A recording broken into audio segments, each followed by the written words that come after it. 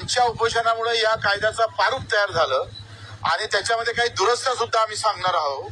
आणि मग आज तो कायदा जर झाला तर आज जे आपण पाहतोय का राज्यात उत्पादन होणाऱ्या दुधाची क्षमता आणि मग भेसळयुक्त दूध त्याच्यातून मागणी आणि पुरवठा याच्यावर जो परिणाम होतो आणि त्याच्यामुळे दुधाचे भाव जे कमी होतं हे दोन दुधारी तलवार है.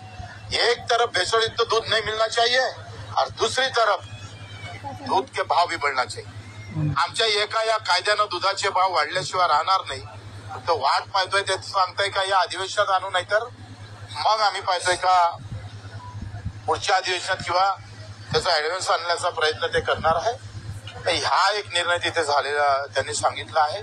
एकंदरीत आम्ही पाहतोय का फक्त कर्जमाफीची तारीख ती आम्हाला पाहिजे.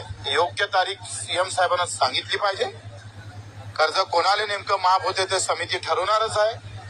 त्या समितीला आम्ही सुद्धा त्याच्यावर लक्ष घालून राहणार आहोत. आणि बाकीच्या सगळ्या दिव्यांगाच्या अंत्योदय योजना असेल, भारतीय असेल, जे काय असेल 5% निधीच्या संदर्भातला असेल, ग्रामपंचायत कर्मचाऱ्याचं आणि मत्स्य व्यवसायाचं. आता मत्स्य व्यवसायाची स्वातंत्र्य बैठक आणि तिथं 11 मुद्दे होते. ते स्वातंत्र्य बैठक नितेशजी राणे यांनी घ्यायचं कबूल केलं. स्वातंत्र्य बैठक आमची दिव्यांग मंत्रालयासोबतही होईल आणि एक सहकार मंत्र्यासोबत होईल.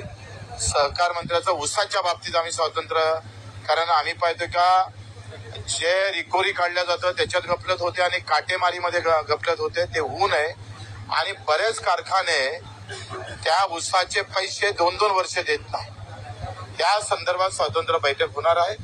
आणि एकंदरीत ग्रामपंचायत कर्मचारी जी अट लावली होती का एवढे वसुली असली तरच तुम्हाला पूर्ण पगार भेटणार, एक तर 14,000 आणि त्याच्यातही अट.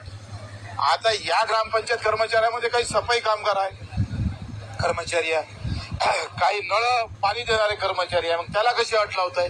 जो ग्रामपंचायत कर्मचारी वसुली रुपयाचं मानधन, पेरणी ते कापणी, कारण हे निर्णय आता बैठकीत सगळं हाव म्हटलं पण कागदावर येईपर्यंत काही आमचं समाधान होत नाही. कागदावर आलं का मग मात्र आमचं समाधान होईल. जेथपर्यंत कागदावर ह्या योजना येत नाही, शासन निर्णय निघत नाही, तोपर्यंत आमच्या आंदोलनाची भूमिका मात्र ठाम राहणार आहे. 7 जुलै ते 14 जुलै आम्ही पदयात्रा काढणार. पंजाबराव देशमुखांच्या गावापासून तर साहेबराव पाटील ज्यांच्या एकाच घरात 5 आत्महत्या झाल्या होत्या. म्हणजे 1986 ची ही पहिली आत्महत्या जेव्हापासून आत्महत्येची नोंदी होणं सुरू झाल्या. आणि जर साहेबराव पाटलांना जर लिहिलं नसतं तर कदाचित त्या आत्महत्येच्या नोंदी झाल्या नसत्या. कारण त्यांनी भाज्यात विष टाकून सगळ्यांना मारलं होतं आणि त्याच्यासोबत ते सुद्धा मरण पावले होते. अतिशय वाईट अवस्था आहे. दारव्याची आता झालेली आत्महत्या पोटावर ब्लेड मारून आत्महत्या केली, कारण पॉयझन प्यायला पण पैसे नव्हते. कारण बियाणं पहिली पेरणी चुकली आणि दुसऱ्या पेरणीला बियाणं नाही, शावकार अंगावर बसला आहे. अशा विचित्र अवस्थेमध्ये शेतकरी जगत असताना या संदर्भात आम्ही जेथपर्यंत ठोस उपाययोजना सरकार त्यांनी एक मीटिंग घेतली, त्याच्या बाबतीत आश्वासित केलं. हे जरी बरोबर असलं तरी जेथपर्यंत शासन निर्णय निघत नाही तोपर्यंत आम्ही मागं हटणार नाही. आमची भूमिका कायम राहील. शेतकऱ्यासोबत मजुरासोबत बेमानी होणार नाही. बच्चू कडू मेला तरी 72 पण बेमानी मात्र होणार नाही, हे मात्र या निमित्तानं सांगतो.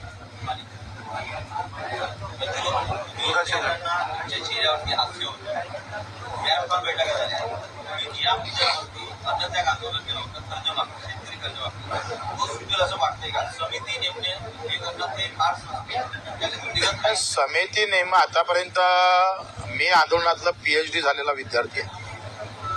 मी 182 शासन निर्णय काढले दिव्यांगांचे आणि 350 गुन्हे दाखल झालेले आहेत. सरकारकडून कसे निर्णय करून घ्यायचं याच्यात बच्चू कडू माहीर आहे. त्याच्यानं आमचं आंदोलन थांबलेलं नाही. आमचं आंदोलन राहणार आहे. जब तक कर्जमाफी की घोषणा नहीं तब तक हम हटेंगे नहीं. आता सरसकट कर्जमाफी म्हणजे काय? तुम्ही कलेक्टरला कर्जमाफी द्यायची का, आमदाराला द्यायची का?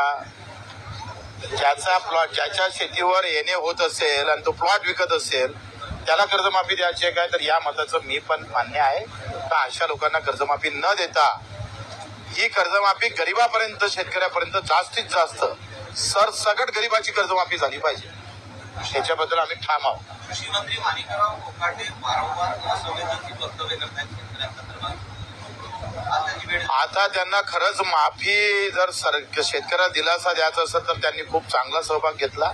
बाहेर काय बोलले ते भाग अलग आहे, पण मीटिंग मध्ये त्यांनी मात्र चांगली बाजू घेतल्यानं आम्हाला दिसली. कांद्याच्या बाबतीत असेल त्यांनी चांगली बाजू मांडलेली आहे. त्यांनी कबूल केला आहे का आमचे गणेश निंबाळकर असेल त्यांनी जो प्रश्न मांडला. आणि कांदा जेव्हा आपण पाहतो एफपीओ मार्फत खरेदी होते, पर किलो मागं 14 रुपये आपण एफपीओ ला देतो आणि तो कांदा बाजार समितीत खरेदी झाला पाहिजे, पगार एजन्सीचा खरेदी झाला पाहिजे, याबाबत ते सुद्धा ठाम होते आणि हे झालं पाहिजे. ह्या भूमिका त्यांच्या होत्या. त्यांनी याच्यानंतर असं वक्तव्य करू नये.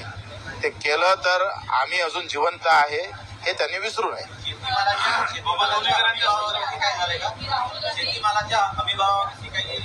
हमी भावाच्या म्हणजे एकूण शेतीमालाच्या एकूण हमी भावाच्या 20% अनुदान ते देणार होते.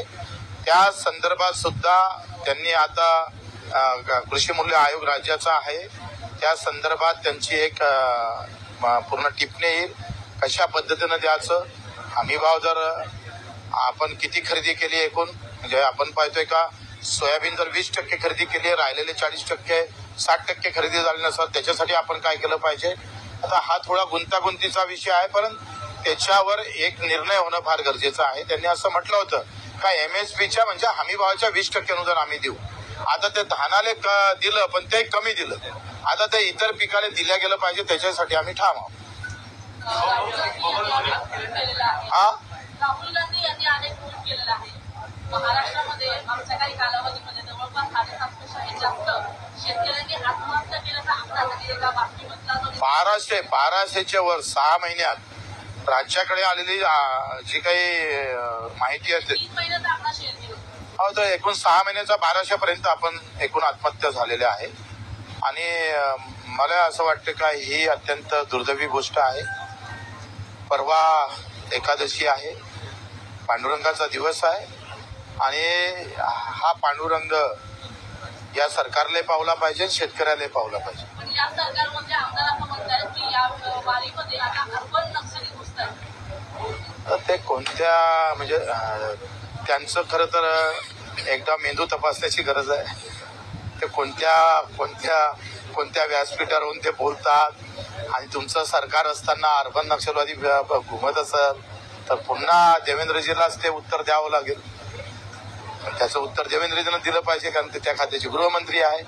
आणि मग अर्बन नक्षलवादी जर त्या पांडुरंगाच्या ठिकाणी येत असेल तर मग मला वाटते प्रश्नचिन्ह सरकारवर येतं. सरकारचाच आमदार जर सरकारवर प्रश्नचिन्ह निर्माण करत असेल तर ही गंभीर बाब आहे. त्या बाबतीत देवेंद्रजीनं बयान केलं पाहिजे.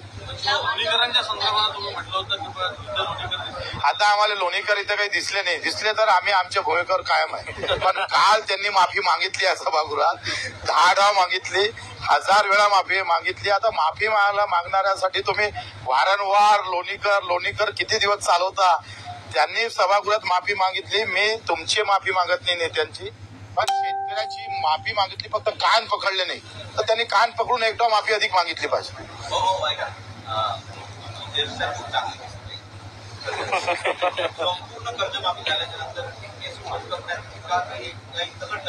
काय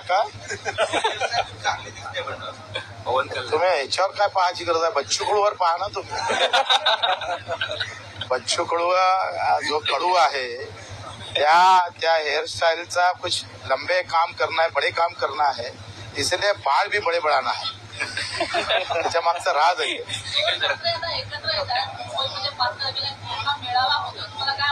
जसे 2 ठाकरे एकत्र येते तसे या महाराष्ट्रातले शेतकरी शेतमजूर एकत्र आले पाहिजे. ज्याचं एकमेकात तोंड पाहत नव्हते ते एकत्र होते, तर शेतकऱ्यांना याच्यापासून काही शिकलं पाहिजे. अगर 2 ठाकरे एक आ सकते तो मेरा किसान क्यों नहीं एक आ सकता है.